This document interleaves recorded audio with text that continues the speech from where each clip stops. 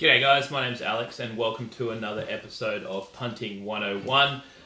Today I thought I'd go over something fairly topical. Sorry I'm a bit late today. I actually have the Mrs. Mum over from the States. She's visiting for a week, so we went out and had a few drinks at happy hour, obviously, because I'm always looking for value. And then we've come back home. She's actually watching a replay of the Chargers v Chiefs game now. She's a big NFL fan, so I've recorded it for her and she's watching it now. Today, Punting 101, I'm going to go over something a bit topical. Obviously, there's been a lot of drama in the group recently, as you guys probably know. But today I'm going to go over how to find a good tipster. And it's a funny question, this one, obviously, because we've had a number of people in the group, not going to mention any names, with outlandish claims. They go on a hot streak, they win a few bets, and then you got other tipsters following them, obviously, and it's tough out there. You've got these claims of people, they're winning all this money, they're winning all these units, they're up however many units, and especially the new guys that haven't been in our group. We've been doing this for a long time. Me and Jacob have been punting for over a decade. But there's guys that are new to punting. You may have just turned 18, you just started punting, and you come there, you see that kind of stuff, and you do get sucked in. And I understand it. Everyone wants a way to get rich quick, and that seems like a fairly easy way. You get on a hot streak, you see this guy winning all this money, these guys winning all this money, and you think, fuck me, I want to be that guy as well. Now, I'm just going to go over a few things today of how you can kind of determine for yourself, and a few little dot points that you should write down, of how you can actually determine who is a good tipster and who isn't.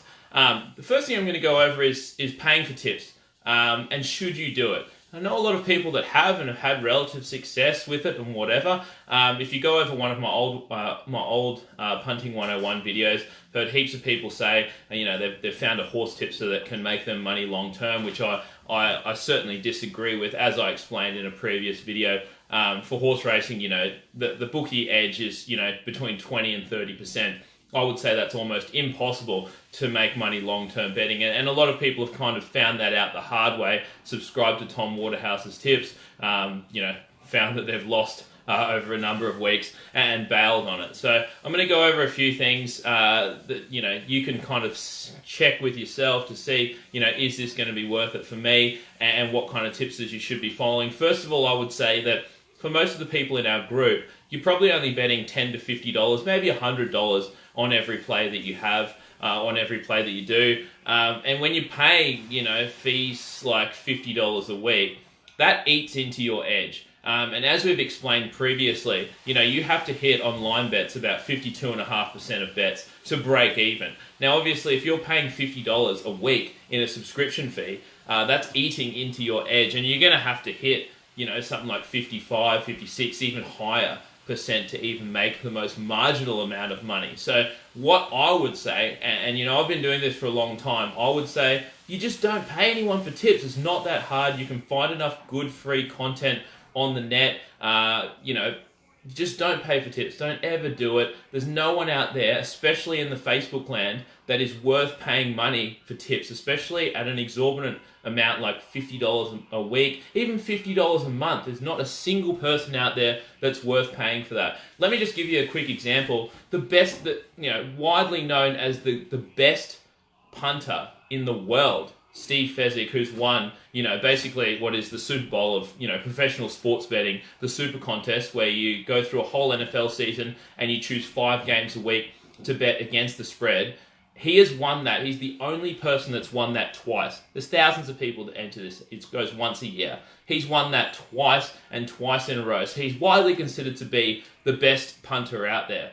He is well down on his NFL tips this year. So it's like, you look at someone like that, and that's probably one person that you would consider paying for tips. He's down this year, so you can kind of see that some random on Facebook is probably not worth your $50 a week. Look, the first thing that you probably have to look out for is a winning clip over a certain amount of time.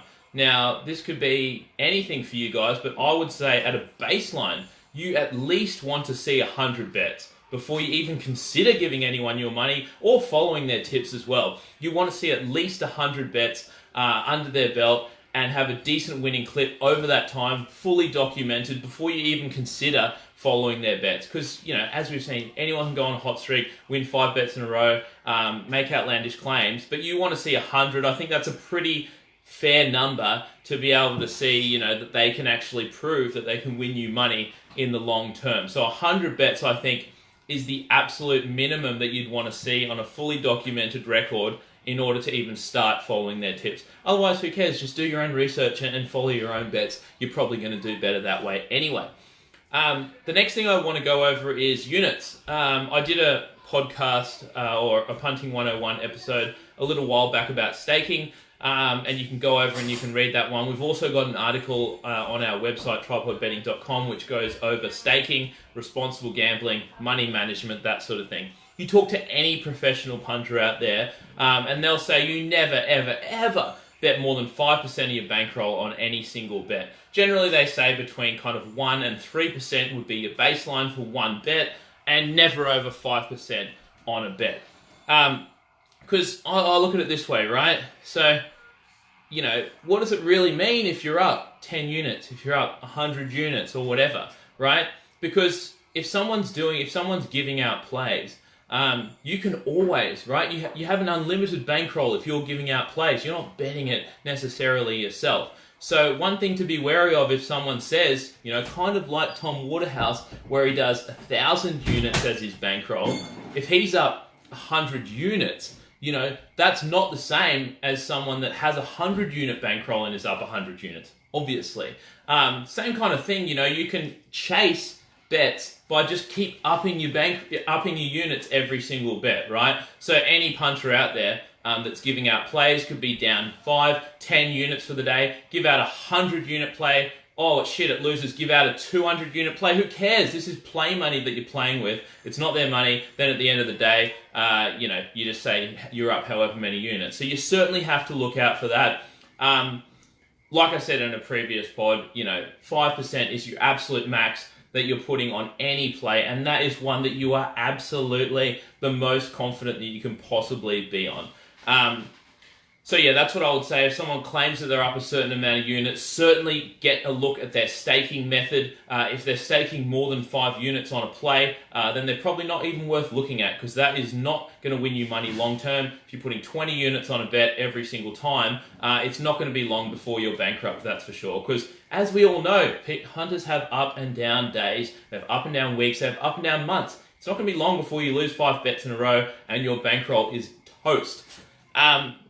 So yeah, make sure you look at the units, because let's say a punter that's doing 1 unit bets. Every bet is 1 unit, right? And he's up 10 units.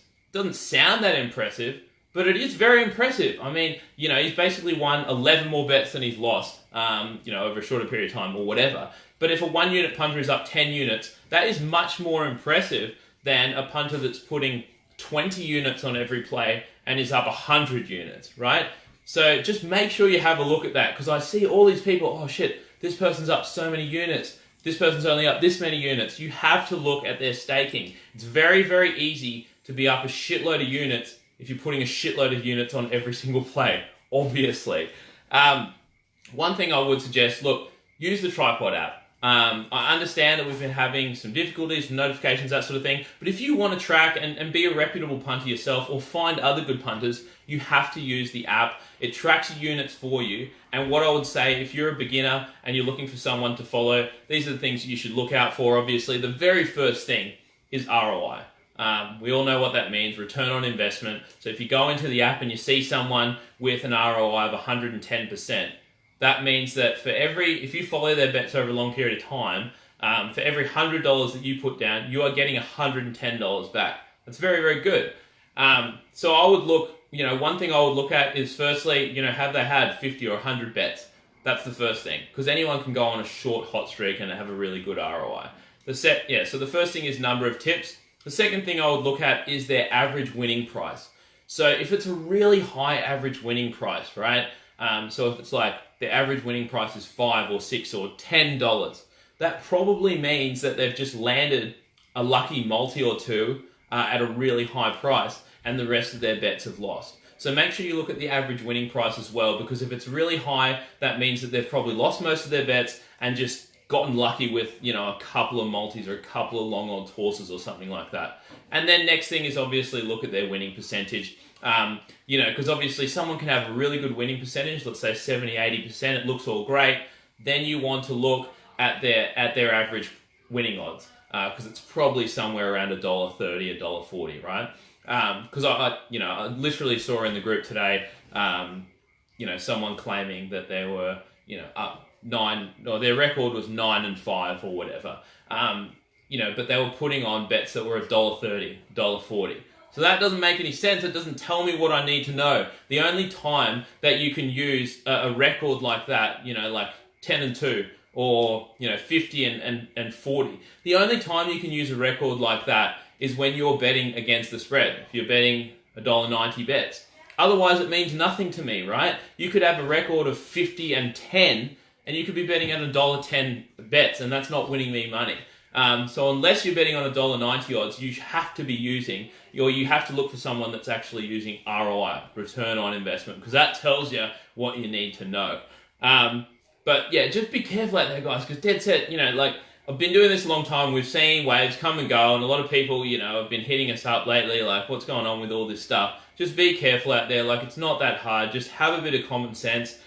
Make sure you're looking at all the info. Make sure you're looking, you're following a punter that's had, success over a decent stretch of time, and you're going to do all right for yourself. But other than that, yeah, certainly, don't be paying anyone for tips, and don't be paying anyone for tips that, has had just a hot streak or whatever, because we've seen how that ends. So just be safe out there, guys. Be smart. Don't pay anyone for tips, and just make sure that you're looking out for the right things when you're choosing someone to follow.